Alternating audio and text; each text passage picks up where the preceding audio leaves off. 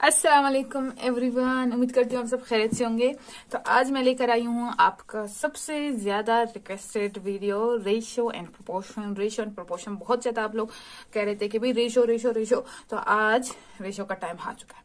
इसलिए आ चुका है क्योंकि आपने फैक्टराइजेशन सीख लिया, एलसीएम सीख लिया, एचसीएफ सीख लिया और फिर जाके आपने यूनिट कन्वर्जन भी सीख लिया। और वो सब सीखने के बाद ही आप ये सब जो रेशो है, प्रोपोर्शन है, इसको अच्छे से समझ सकते हो और आपको बहुत इजी होगा। आज तो मैं सिर्फ आपको दे रही हूँ कॉन्सेप्ट, ठीक है। जिस तरह से ये जितने भी लॉन्ग वीडियोस है इनमें मैं आपको कॉन्सेप्ट दे रही थी और फिर मैं इंशाल्लाह आप सबके लिए स्टार्ट करूंगी जो ऑब्जेक्टिव है उनको सॉल्व करने का तरीका। तो इस वीडियो को अच्छे से दिमाग में रख ले, अच्छे से याद कर ले और इंशाल्लाह इसके अभी तो क्वेश्चंस मैं आपको सॉल्व करना सिखाऊंगी, लेकिन इंशाल्लाह आगे चल के भी आप को मजीद पता चलेगा कि ये वीडियोस आपके लिए कितने इंपॉर्टेंट है ऑब्जेक्टिव्स को सॉल्व करने या सही सवाल का सही जवाब ढूंढने में। तो चलिए स्टार्ट करते हैं आज का हमारे वीडियो जो कि है रेशो एंड प्रोपोर्शन। रेशो क्या है? देखिए, हमेशा से आप बचपन से कंपेयर करना सिखाते हो अपने बच्चों को, या खुद आपको सिखाया जाता है कि ये छोटा फ्रॉक है, बड़ा फ्रॉक है, ये ग्रीन मार्कर है, ये रेड मार्कर है, ये छोटा बोर्ड है, वो बड़ा बोर्ड है। डिफरेंट टाइप से, इसको 10 दिन लगे, इसको 3 दिन लगे, उसने देर से किया, इसने जल्दी किया। हर चीज हर जगह आपको कंपैरिजन मिलता है। अच्छा, कंपैरिजन के लिए क्या जरूरी है कि सेम यूनिट हो, यूनिट कन्वर्जन, इसीलिए मैंने आपको सिखाया था सेम यूनिट में हमेशा करते हैं। फॉर एग्जांपल, आप कभी भी एक मार्कर का एक दूसरे से कंपैरिजन नहीं कर सकते, बिल्कुल डिफरेंट है। इसी तरह से आपको दो मार्कर्स को ही कंपेयर करना होगा, छोटा बड़ा मोटा पतला, इस हिसाब से आप उनको कर सकते हो, लेकिन सेम यूनिट हो, यानी सेम चीजें हो। अब सेम यूनिट के हिसाब से मैं आपको समझाऊं तो कैसे, जैसे टाइम का डिफरेंट यूनिट्स है। अगर घंटे में है तो दोनों घंटे में होने चाहिए, अगर मिनट्स है तो दोनों जो आपके पास अमाउंट है वो दोनों मिनट्स में होना चाहिए। अगर आप पैसों को कंपेयर कर रहे हैं तो वो दोनों रुपीज में होना चाहिए, दोनों डॉलर्स में होना चाहिए, यानी सेम चीज में होना चाहिए। दूसरी बात, रेशो क्या है? Comparison of more than one object, ठीक है। एक से ज्यादा चीज होनी चाहिए, यानी एक चीज को कंपेयर करने के लिए दूसरी चीज होनी चाहिए, तब जाके आप उनको कंपेयर कर सकते हो। और दोनों का यूनिट सेम होना चाहिए, सेम ऑब्जेक्ट्स होने चाहिए, एक से ज्यादा। फॉर एग्जाम्पल, अब आपको मैं यहाँ पे समझाती हूँ। अच्छा, रेशो का जो सिंबल है उसको कॉलन से रिप्रेजेंट करते हैं, जो कि इस तरह से होता है। अगर कहीं पे आपको ये दो डॉट्स नजर आते हैं मैथ्स में, तो इसका मतलब है वो आपसे रेशो पूछ रहे हैं या आप रेशो बता रहे हैं, ठीक है। अब है यहाँ पे देखें, एक एग्जांपल है, वो कहते हैं अली के पास 6 रुपए है और आलिया के पास 10 रुपए है, व्हाट इज द रेशो? इनके पैसों का रेशो बता दे। तो पहली बात, मैंने आपको जो फ्रैक्शन सिखाया था, फैक्टराइजेशन सिखाया था और आपको जो फ्रैक्शंस है वो बताया था कि वो है क्या, ठीक है। अब सबसे पहले अली एंड आलिया, पहला नाम किसका है? अली का आलिया के साथ रेशो। अगर यहाँ पे आलिया लिखा होता तो पहले आलिया का हम लेते, तो अली का आलिया के साथ रेशो क्या होगा? 6/10, 6/10। और इसको यू लिखा जाता है जब हम रेशो की बात करते हैं, इसका मतलब ये होता है, और लिखा यू जाता है। इसका मतलब क्या होता है, ये आप बताओ इनका रेशो क्या है, ठीक है। 6/10, ये तो पहला रेशो। अब जो लास्ट वहां तक आपने बताना है जहां पे जाके ये क्या होता है, फर्दर कट नहीं हो सकते। अब यहाँ पे हो सकते हैं 2 से हो सकते हैं, 2 3 6, 2 5 10।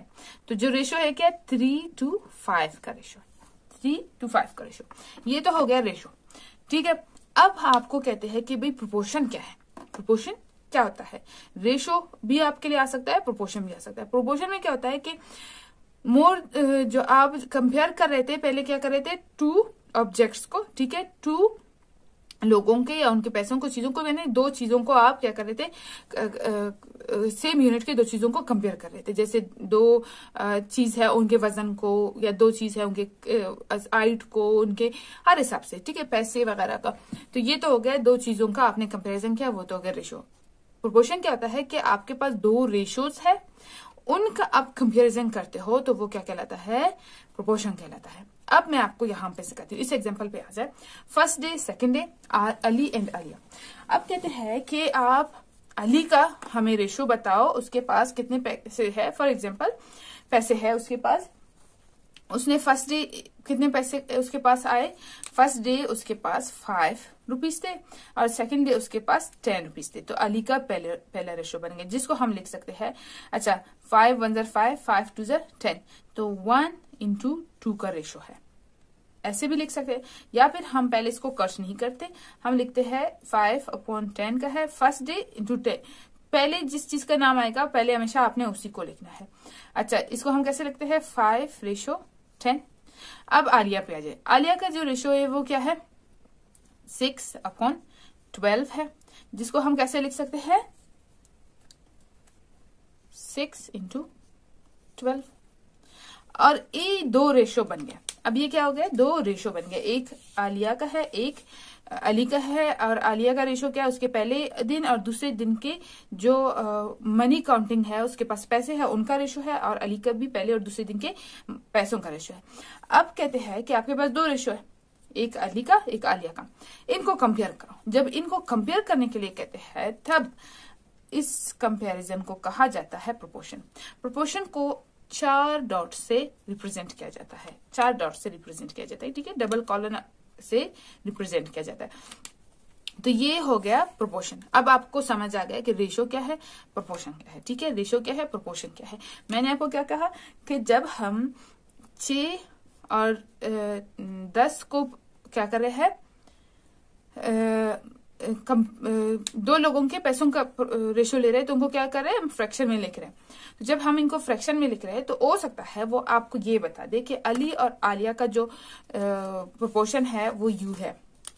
अली का क्या है, 5/10 है और आलिया का क्या है, 6/12 है। तो ये सही है, 5/10 का मतलब 5:10, ठीक है। अच्छा, अब हम आपको पता करना है, बताना है कि भाई इनका जो प्रोपोर्शन है वो क्या है, वो प्रोपोर्शन क्या है। देखो 5 1 ज़र 5, 5 2 ज़र 10, ठीक है, 6 1 ज़र 6, 6 2 ज़र 12। तो इस तरह के प्रोपोर्शन का देखो 2 अलग नंबर्स है इनके। जो स्टार्ट में हमने देखा जो आलिया है उसके 6 और 12 रुपए है, ठीक है, और अली के 5 और 10 रुपए। लेकिन जब लास्ट में हम इनके देखते हैं कि इनका जो फाइनल रेशो है अलग अलग, जब हम उनको देख रहे हैं, कंपेयर कर रहे हैं रेशोज के तौर पर देखो तो 1:2 का रेशो है। तो प्रोपोर्शन जब हम इनका लेते हैं कि 2 रेशोज का हम कंपेयर करते हैं कि आलिया का ज्यादा है या अली का ज्यादा है, ठीक है, रेशोज के हिसाब से, तो हम क्या कर रहे होते हैं, हम देख रहे होते हैं कि दोनों का जो मतलब पहले दिन का और बनिस्बत दूसरे दिन से जो कमाई है उनका फर्क 1:2 के फर्क, यानी जितना उन्होंने पहले दिन कमाया दूसरे दिन उसका डबल कमा लिया। और इस तरह के रेशो को क्या कहते हैं, इक्विवेलेंट रेशो। इस तरह के रेशो को इक्विवेलेंट रेशो कहते हैं। ये तो हो गए रेशोज एंड प्रोपोर्शन। अब मैं आपको प्रोपोर्शन के टाइप्स सिखाऊंगी। ये जो प्रोपोर्शन के टाइप्स है ये आपके लिए बहुत जरूरी है, इनको ज्यादा अपने दिमाग में रखना है और थोड़ा बहुत इनको ज्यादा फोकस भी करना है। इनसे रिलेटेड या आपके लिए क्वेश्चंस बहुत आते हैं।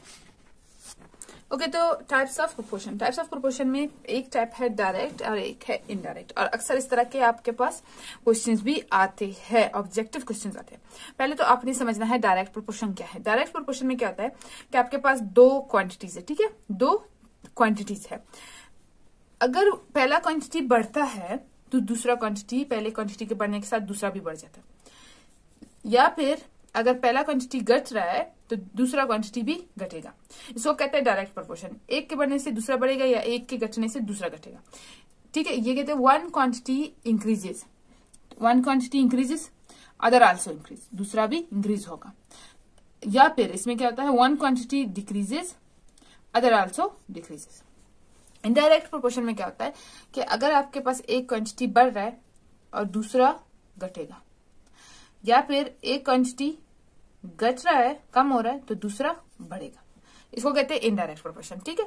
One quantity increases other quantity decreases, one quantity decreases other quantity increases. Indirect, इनका रिलेशन क्या है, इनडायरेक्ट, एक के बढ़ने से दूसरा कम हो रहा है, जबकि दूसरे में क्या हो रहा है कि एक के बढ़ने से दूसरा भी बढ़ रहा है।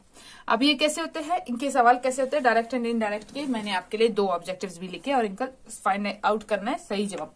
अब ऑब्जेक्टिव में क्या होता है, वहां पे नीचे सही जवाब दिए होते हैं और बताओ कौन सा सही है।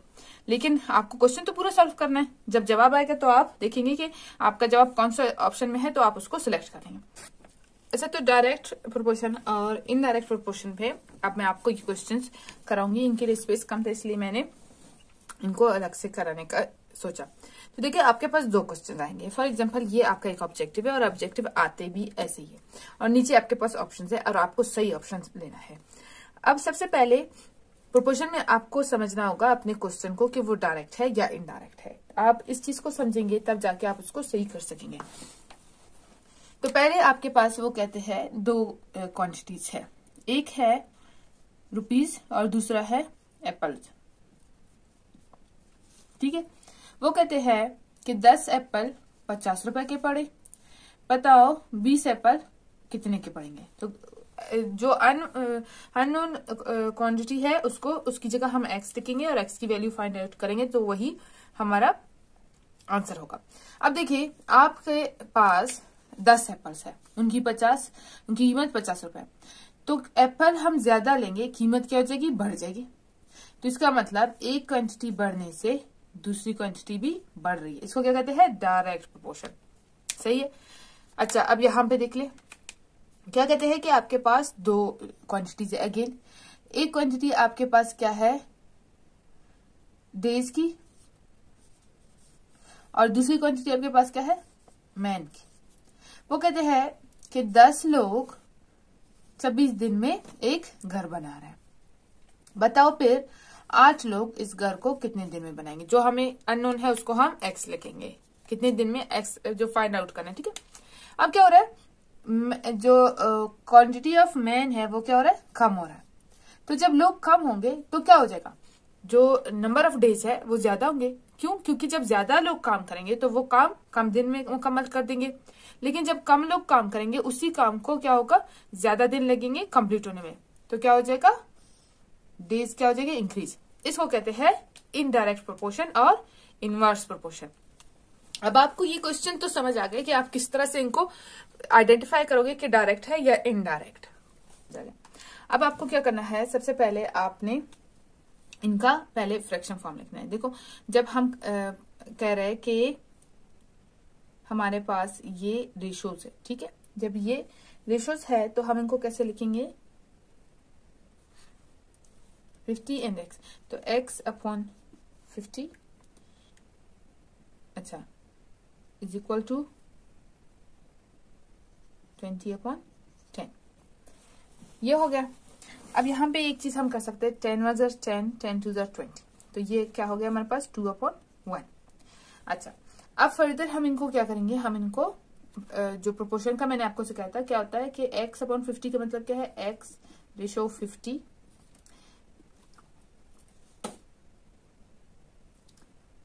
एंड आपके पास क्या होगा, 2 रेशो 1। ये proportion, product of means and product of extreme. ये आपके पास जो बीच वाले दोनों हैं इनको मीन्स कहते हैं, जो बाद के दोनों हैं उनको एक्सट्रीम्स कहते हैं। अब आपके पास क्या होगा कि x multiply by 1 is equal to 50 multiply by 2। तो x को 1 से मल्टीप्लाई करोगे इज इक्वल टू x, 50 को 2 से मल्टीप्लाई करोगे इज इक्वल टू 100।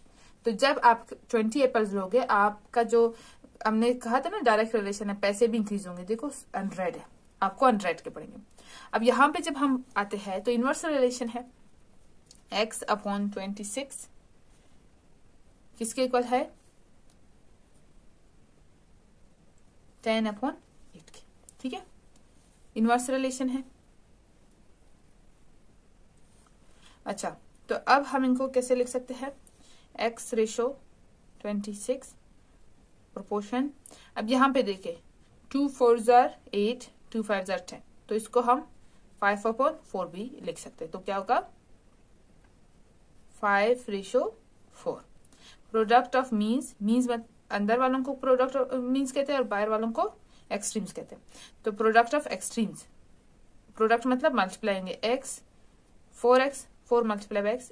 और जब अच्छा ये जो प्रोपोर्शन है इसका मतलब क्या होता है, equal.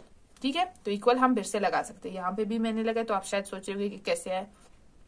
Equal to 26 multiplied by 5. 26 multiplied by 5, 130. 4x is equal to 130.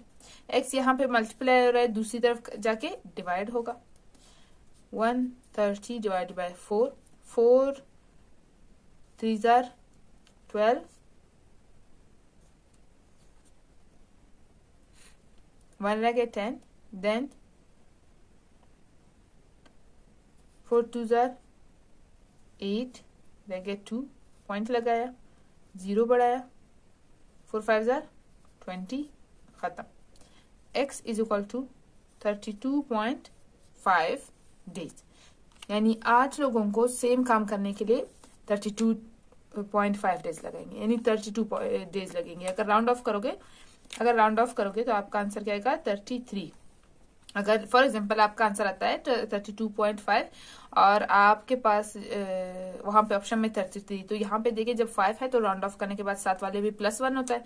तो इस तरह से आप उस आंसर को फॉलो करोगे. अब यहाँ पे देखिए कि ये आपको डायरेक्ट प्रोपोर्शन और इनवर्स या फिर इनडायरेक्ट प्रोपोर्शन में क्या देखने को मिला कि एक बढ़ रहा है तो दूसरा बढ़ रहा है, और यहाँ पे एक कम हो रहा है और दूसरा बढ़ रहा है. इस तरह से आप उनको करोगे. प्रोपोर्शन में आप देखो, अच्छा जब आप इसका मतलब है 50x/50 एंड 20/10. इसका मतलब क्या है? डायरेक्ट प्रोपोर्शन है. जबकि यहाँ पे हम क्या कर रहे हैं? x/16 एंड फिर क्या कर रहे हैं? 10/8. 10/8 इनवर्स प्रोपोर्शन है. ठीक है. अच्छा, जब प्रोपोर्शन का मतलब क्या होता है? इक्वल. दो प्रोपोर्शन का हम क्या कर रहे हैं? कंपैरिजन कर रहे हैं. तो कंपैरिजन करने के इक्वल हम करते हैं.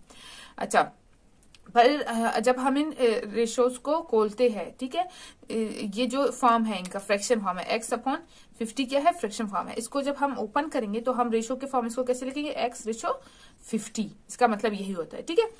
और हमने क्या करना है? दोनों रेशोज के जो ये बीच में आएंगे ना, जो प्रोपोर्शन के साइन के पास होंगे, इनको कहते हैं मीन्स, और जो साइड के हैं उनको कहते हैं एक्सट्रीम्स. तो एक्सट्रीम्स को आपस में मल्टीप्लाई करना है, मीन्स को आपस में मल्टीप्लाई करना है. तो इसको याद कर ले कि product of means is equal to product of extremes, और फिर उनको मल्टीप्लाई करके आंसर को फाइंड आउट करें. ठीक है. हमेशा देखो एक्स आपके पास कहाँ पे आएगा? या एक्सट्रीम में आएगा या मीन्स में आएगा, वो मसला नहीं है. लेकिन इससे क्या होगा कि आपको एक तरफ एक्स इक्वल के एक तरफ चला जाएगा और जो दूसरे नंबर्स है वो एक तरफ चले जाएंगे और आपको सही आंसर मिल जाएगा.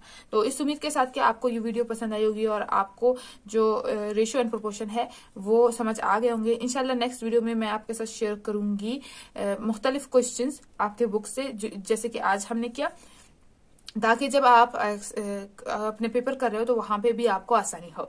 और अगर आपको मेरा काम पसंद आता है तो आप मुझे सपोर्ट कर सकते हैं. सपोर्ट करने के लिए आप मेरे जेस कैश अकाउंट पे एज मच एज आपको मुनासिब लगता है आप डोनेशन दे सकते हैं. आपके डोनेशन से इस चैनल को चलाने में मुझे आसानी होती है. तो जितना आपसे हो सके मुझे सपोर्ट करें. और इसके अलावा आप लाइक एंड शेयर कर दे, चैनल को सब्सक्राइब करें, ये भी बहुत बड़ा सपोर्ट है. आप सबसे एक नई वीडियो में मुलाकात होगी. अपना बहुत ज्यादा ख्याल रखिए. Take care. अल्लाह हाफिज.